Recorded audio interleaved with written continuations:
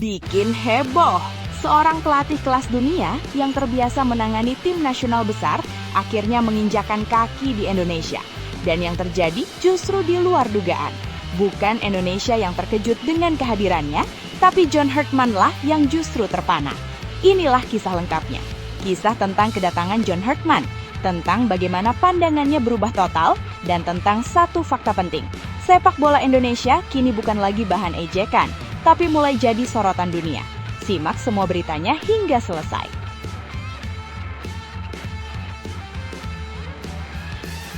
Bayangkan ini, seorang pelatih berpengalaman internasional pernah membawa negaranya lolos ke Piala Dunia. Punya nama besar, punya banyak pilihan karir, namun justru memilih Timnas Indonesia. Pertanyaannya satu, kenapa? Apa yang membuat John Herdman akhirnya berkata ya untuk skuad Garuda? Hari ini kita akan membahas secara lengkap alasan sebenarnya John Herdman menerima tawaran PSSI, mengapa Indonesia berbeda di matanya, dan kenapa keputusan ini bisa menjadi titik balik besar bagi sepak bola tanah air. Tonton hingga selesai. Serta beberapa berita Timnas Indonesia hari ini. Selengkapnya hanya di Zona Timnas Indonesia.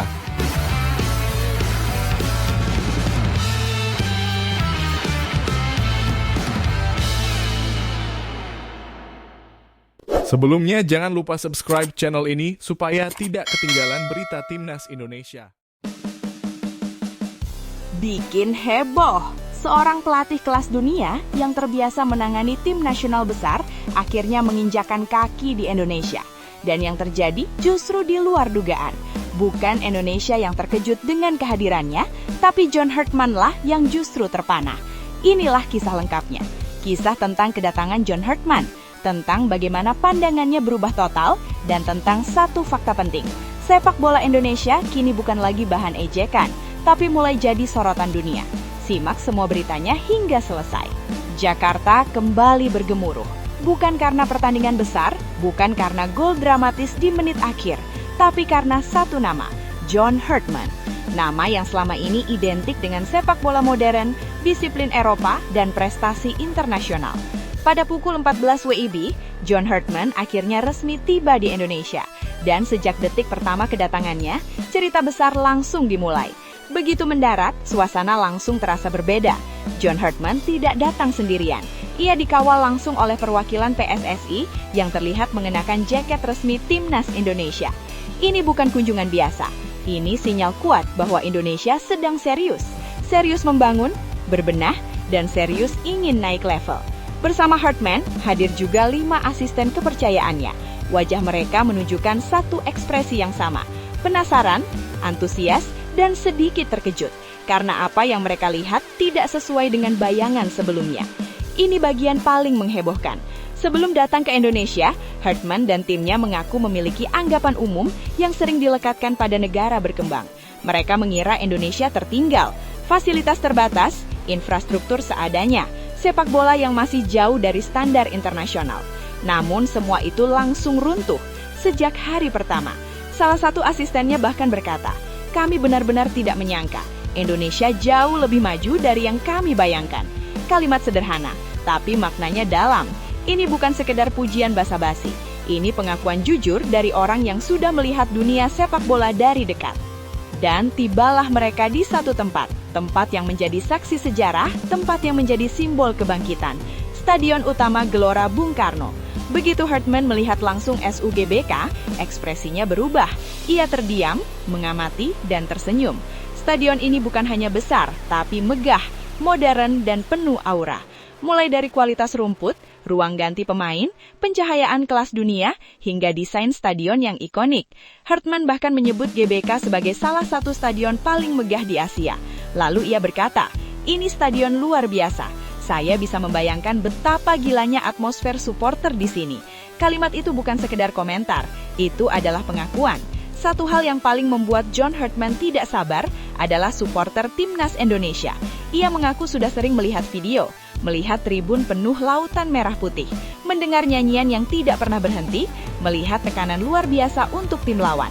Namun melihat langsung dan merasakannya nanti dari pinggir lapangan, itu cerita yang berbeda. Saya belum pernah merasakannya langsung, tapi saya tahu supporter Indonesia sangat fanatik. Saya tidak sabar merasakan atmosfer itu. Dan kita semua tahu, jika GBK sudah penuh, tidak ada stadion di Asia Tenggara yang atmosfernya bisa menandingi. Yang membuat Hartman semakin terkejut bukan hanya stadion, tapi sistem sepak bola Indonesia yang kini jauh lebih modern. Indonesia saat ini sedang berada di fase kebangkitan besar-besaran.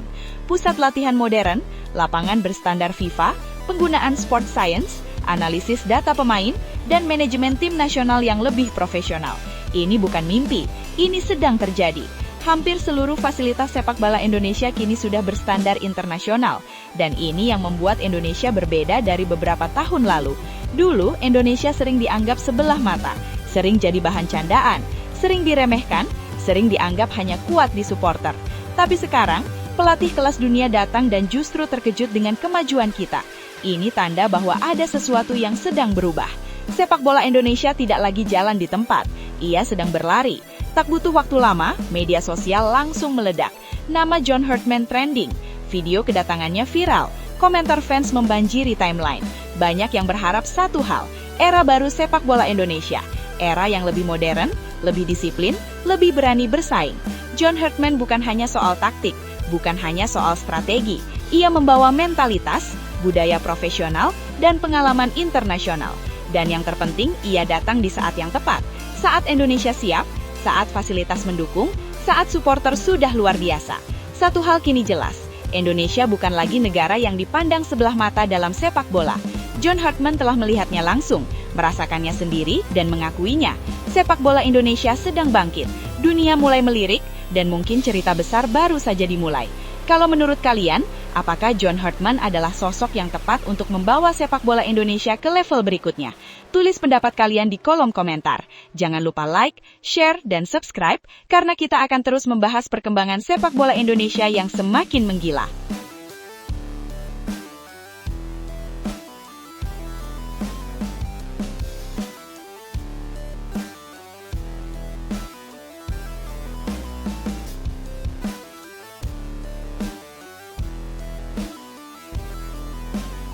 Bayangkan ini, seorang pelatih berpengalaman internasional pernah membawa negaranya lolos ke Piala Dunia. Punya nama besar, punya banyak pilihan karir, namun justru memilih Timnas Indonesia. Pertanyaannya satu, kenapa? Apa yang membuat John Hartman akhirnya berkata ya untuk skuad Garuda?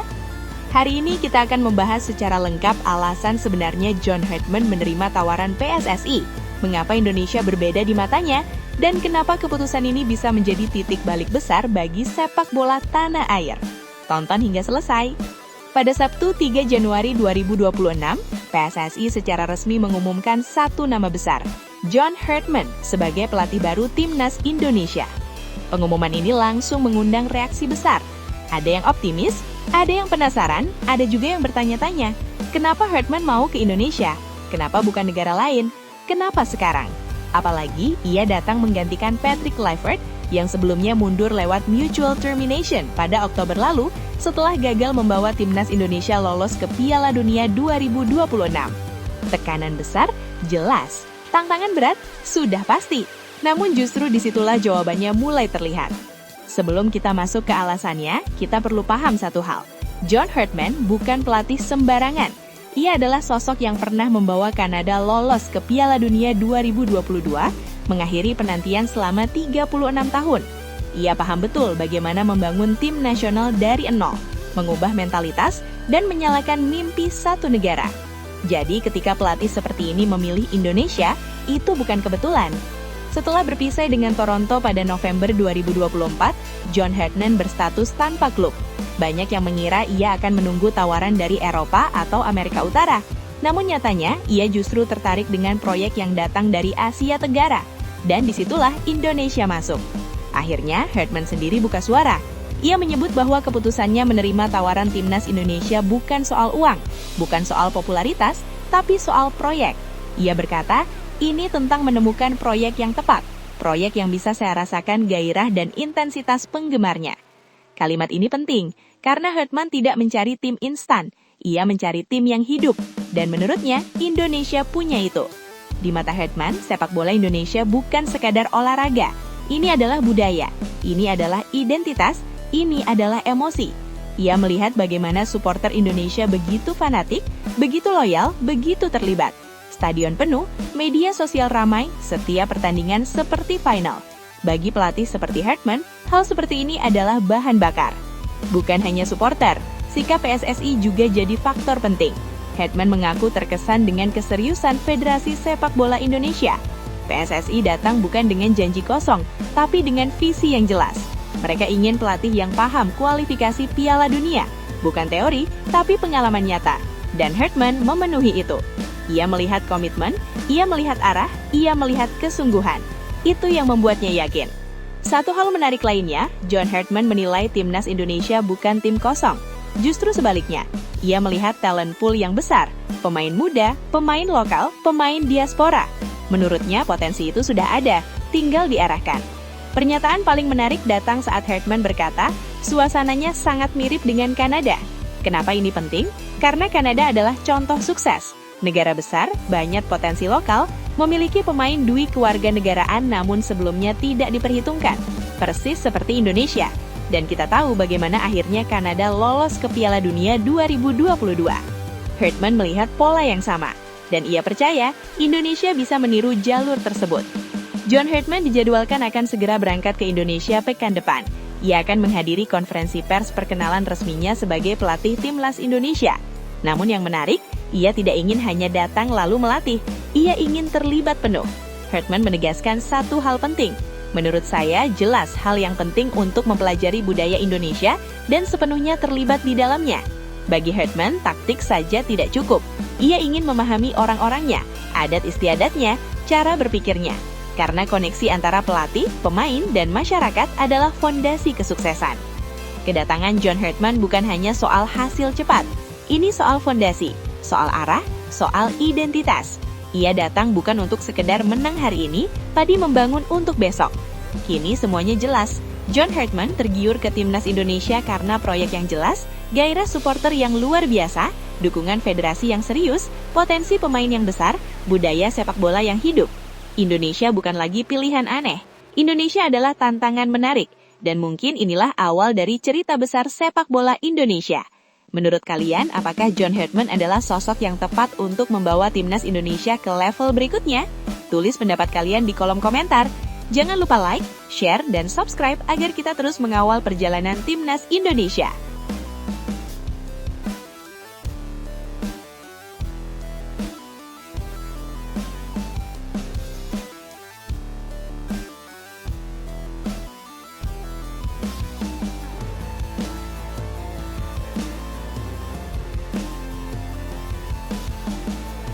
Gelombang besar perubahan kembali mengguncang sepak bola Indonesia.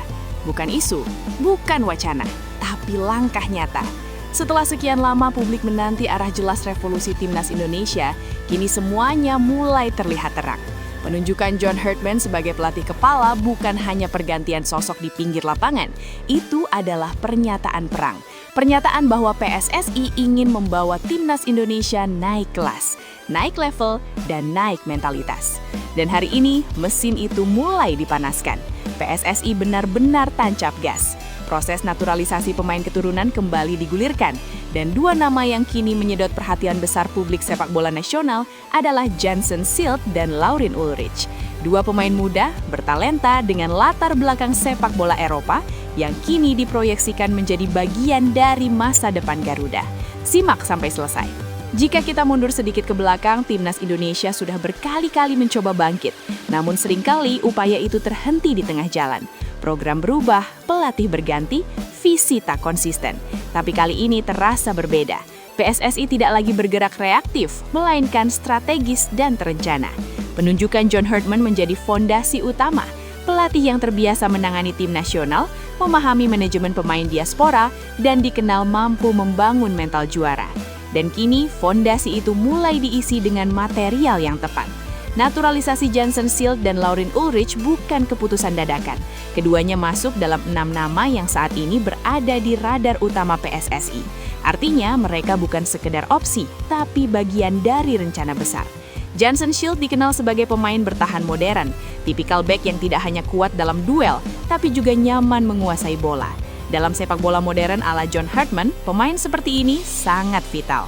Sementara Lauryn Ulrich adalah gelandang dengan visi, teknik, dan kecerdasan bermain. Ia bukan tipe gelandang yang hanya berlari, tapi gelandang yang berpikir, mampu mengatur tempo, membaca ruang, dan menjadi penghubung antar lini.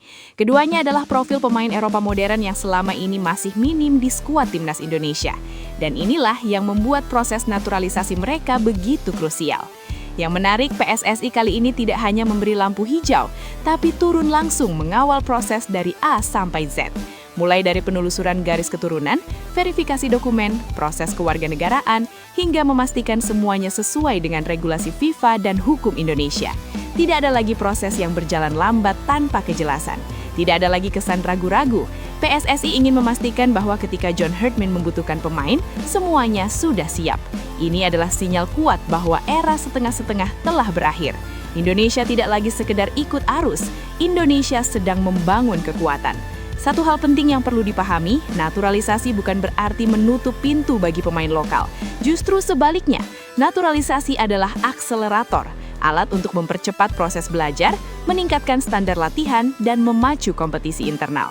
Dengan hadirnya pemain seperti Jansen Shield dan Lauryn Ulrich, pemain lokal dipaksa naik level. Tidak ada lagi zona nyaman, tidak ada lagi jaminan posisi utama, dan inilah yang dibutuhkan timnas Indonesia selama ini. Menariknya, proses pendekatan kepada Jansen Shield dan Lauryn Ulrich tidak dilakukan secara kaku dan formal. PSSI memanfaatkan kekuatan ikatan emosional. Dua nama yang sudah lebih dulu merasakan atmosfer timnas Indonesia, Kevin Dix dan Jay Itzes, diproyeksikan menjadi jembatan utama. Mereka bukan hanya memperkenalkan Indonesia sebagai negara, tapi sebagai rumah. Kevin Dix dan Jay Itzes tahu betul bagaimana rasanya mengenakan jersey merah putih. Mereka memahami tekanan supporter, euforia stadion, dan rasa bangga saat lagu Indonesia Raya berkumandang. Pesan yang ingin disampaikan sederhana tapi dalam. Bermain untuk Indonesia bukan soal karir semata, ini soal identitas dan warisan. John Hartman dikenal sebagai pelatih yang tidak bergantung pada satu atau dua bintang. Ia membangun tim dengan kedalaman skuad yang kuat. Dalam sistem Hartman, bangku cadangan bukan pelengkap, mereka adalah senjata. Masalah klasik timnas Indonesia selama ini adalah ketika rotasi terjadi, kualitas langsung turun. Saat pemain inti cedera, performa ikut runtuh. Dengan masuknya pemain seperti Shield dan Ulrich, situasi ini berubah drastis. Rotasi menjadi lebih aman, strategi lebih fleksibel, intensitas latihan meningkat, dan yang paling penting, timnas Indonesia menjadi menakutkan. Bukan hanya karena 11 pemain utama, tapi karena seluruh skuadnya. Kita sedang menyaksikan fase baru sepak bola Indonesia. Fase di mana Indonesia tidak lagi puas hanya bersaing di Asia Tenggara. Targetnya jelas, Asia, dunia. Dengan kombinasi pemain lokal bertalenta, diaspora berkualitas, dan pelatih kelas dunia seperti John Hartman, Garuda sedang membangun sayapnya. Perubahan ini mungkin tidak instan, tapi arahnya jelas dan fondasinya kuat. Gelombang itu sudah bergerak, PSSI tidak berhenti. Pemain berdatangan, sistem dibangun, dan kini harapan itu bukan lagi mimpi kosong. Jika proses naturalisasi Jansen Shield dan Lauryn Ulrich berjalan mulus, kita akan melihat timnas Indonesia dengan wajah yang berbeda. Lebih matang, lebih solid, lebih disegani. Garuda tidak lagi hanya terbang rendah, ia sedang bersiap menembus awan. Dan ketika saatnya tiba, dunia akan tahu, Indonesia sudah datang.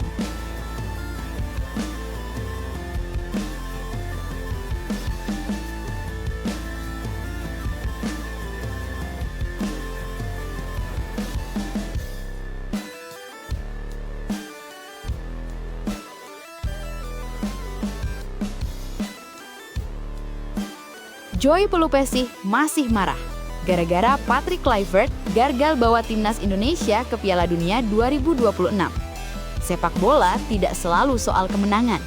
Kadang, justru kegagalanlah yang meninggalkan luka paling dalam. Dan hari ini, kita akan membahas satu cerita pahit dari ruang ganti timnas Indonesia. Cerita tentang harapan besar, mimpi yang nyaris jadi nyata, lalu hancur dalam sekejap. Cerita tentang Joy Pelupesi, seorang pemain yang sudah memberikan segalanya, tenaga, pengalaman, dan sisa-sisa puncak kariernya. Namun harus menerima kenyataan pahit, timnas Indonesia gagal lolos ke Piala Dunia 2026. Dan yang membuat semuanya semakin menyakitkan, Kegagalan itu terjadi di saat peluang terbuka lebar. Tonton hingga selesai ya. Bagi banyak pemain, Piala Dunia adalah bonus. Tapi bagi Joy Pelupesi, itu adalah tujuan hidup. Joy bukan pemain muda yang masih bisa berkata, "Tenang, masih ada kesempatan berikutnya." Usianya sudah tidak lagi muda. Setiap kualifikasi adalah pertaruhan. Setiap laga adalah kesempatan terakhir. Ketika Timnas Indonesia melangkah ke putaran keempat kualifikasi Piala Dunia 2026 zona Asia, Joy tahu, ini bukan sekadar turnamen. Ini adalah titik penentuan hidupnya sebagai pesepak bola. Di tengah perjalanan penting itu, keputusan besar diambil. Patrick Kluivert ditunjuk sebagai pelatih baru Timnas Indonesia, menggantikan Sintayong. Nama besar? Ya. Legenda sepak bola dunia? Jelas. Tapi sepak bola tidak hidup dari nama, melainkan dari sistem, chemistry, dan momentum. Dan disinilah masalah mulai muncul. Di bawah Patrick Kluivert, tren permainan Timnas Indonesia justru menurun. Bukan makin solid, tapi makin rapuh. Bukan makin percaya diri, tapi makin ragu. Pergantian ini datang di saat yang paling tidak ideal. Joy Pelupesi ada di dalam skuad. Dia melihat semuanya dari dekat. Bagaimana ritme permainan berubah, bagaimana koordinasi antar lini tidak lagi sekuat sebelumnya, bagaimana rasa percaya diri perlahan terkikis. Saat menghadapi Arab Saudi dan Iran di putaran keempat, Joy dengan jujur mengakui satu hal. Timnas Indonesia tidak solid. Bukan karena pemainnya tidak mau berjuang, tapi karena sistemnya tidak berjalan. Dan di level setinggi itu, satu kesalahan kecil bisa membunuh mimpi besar. Inilah bagian paling menyakitkan. Menurut Joy, peluang Timnas Indonesia untuk lolos sebenarnya sangat besar di putaran sebelumnya. Mereka hampir saja mengamankan tiket lebih cepat. Namun semuanya berubah dalam waktu singkat. Jika kamu kalah 2 kali, maka kamu memang tidak pantas mendapatkannya. Tapi kami hampir saja lolos dengan cepat. Dan tiba-tiba, semuanya berakhir. Kalimat itu bukan sekadar pernyataan. Itu adalah teriakan hati seorang pemain yang mimpinya direnggut tepat di depan mata. Kegagalan ini tidak langsung bisa diterima Joy Pelupesi. Dia tidak pura-pura kuat, tidak sok tegar. Dia jujur dengan perasaannya. Itu benar-benar menghancurkan hatiku. Perasaan itu bertahan selama 2 minggu. 2 minggu penuh kekecewaan. 2 minggu mempertanyakan segalanya. 2 minggu menatap masa depan dengan kepala tertunduk. Karena Joy tahu, kesempatan ini mungkin tidak akan datang 2 kali. Saat ini Joy Pelupesi bermain untuk Lommel SK. Secara kualitas dia masih layak. Secara profesionalisme tidak diragukan. Tapi waktu tidak pernah berpihak pada pemain sepak bola. Dalam 5 tahun, saya akan berusia 37 tahun. Jangan pernah mengatakan tidak. Kalimat itu terdengar optimis, tapi jika didengar lebih dalam, itu adalah optimisme yang dipaksa bertahan. Karena di hatinya, Joy tahu satu hal, ini seharusnya terjadi sekarang. Joy Pelupesi menyebut Piala Dunia 2026 sebagai satu-satunya kesempatan saya, 100%. Bukan karena dia pesimis, tapi karena dia realistis. Sebagai pemain, dia tahu kapan harus bermimpi dan kapan harus menerima kenyataan. Kini yang bisa dia lakukan hanyalah tetap bekerja keras, menjaga performa, dan berharap satu keajaiban kecil masih tersisa. Setelah kegagalan itu, Joy sempat berkomunikasi dengan beberapa staf pelatih. Bukan untuk menyalahkan, bukan untuk marah, tapi untuk memahami. Namun semuanya terhenti ketika kerjasama mereka dengan PSSI berakhir. Tidak ada kelanjutan, tidak ada kesempatan memperbaiki. Bukan berarti kita menangis di telepon satu sama lain, tapi kita bekerja menuju sesuatu dan tiba-tiba itu berakhir dengan sayang. Kalimat ini menggambarkan betapa mimpi itu bukan hanya milik satu orang, tapi milik seluruh tim. Apakah Joy Pelupesi marah? Ya. Apakah dia kecewa? Sangat. Tapi dia bukan tipe pemain yang berhenti karena luka. Sebagai profesional, dia tahu satu hal. Selama masih bermain, harapan belum sepenuhnya mati. Mungkin bukan sebagai pemain inti, mungkin hanya sebagai pelapis, atau mungkin tidak sama sekali. Tapi selama jersey merah putih masih mungkin dipanggilkan, Joy akan siap. Kisah Joy Pelupesi adalah cermin. Cermin bahwa keputusan di sepak bola tidak hanya berdampak pada statistik, tapi pada hidup dan mimpi manusia. Pergantian pelatih, sistem yang berubah mendadak, momentum yang hilang, semua itu punya harga, dan harga itu dibayar oleh pemain seperti Joy. Piala Dunia 2026 mungkin telah berlalu bagi Timnas Indonesia, dan mungkin juga bagi Joy. Tapi kisah ini akan selalu diingat. Sebagai pengingat bahwa mimpi bisa hancur bukan karena kurang usaha, tapi karena waktu dan keputusan yang salah. Joey mungkin masih marah, masih kecewa, dan itu manusiawi. Karena ketika kamu sudah sedekat itu dengan mimpi, kegagalan bukan sekadar kalah. Itu adalah kehilangan bagian dari hidupmu.